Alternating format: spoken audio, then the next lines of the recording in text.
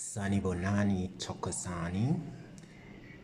Ngicela uklikhe i-subscribe button, ucindezele i-like button, i-bell notification ukuze uma ngifake enye ividiyo uzoyithola. Sikwazi nokukhulisa, ushare ividiyo bandla, sizokwazi ukukhulisa i-page lethu. Namhlanje ngizokhuluma ngokuphupha ulwandle, amaphupho nje athinta ulwandle.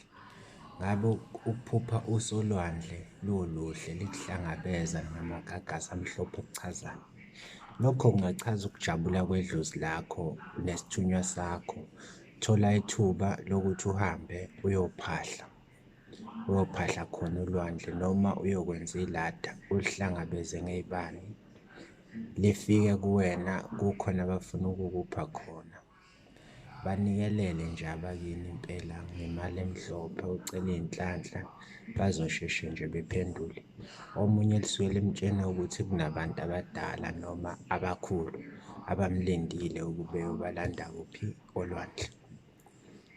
Then ukuphupha ulwandle lulubi, lumnyama, lunolaka, amagagasi esho ukudla nje impela ekumemilide. Lokho ngabe kuchazani?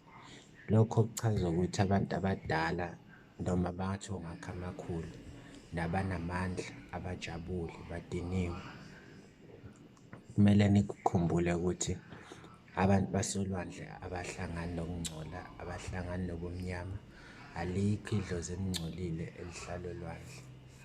Ungahamba uyobuza bona, uphahle ukuthi ikuphi lokhu okubadinile okwenza ukuba noma okwenza ukuthi okwenzile wena kwakungcolise noma okanye okungcolile emsamo wakho.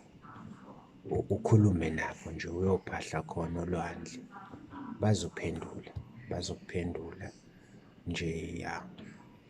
Ngicabanga ukuthi uma kuwukuthi khona okunye enifisa ngiku-ede noma onephupho naye ofuna ngimuchazele lona, ebhale kwi-comment section.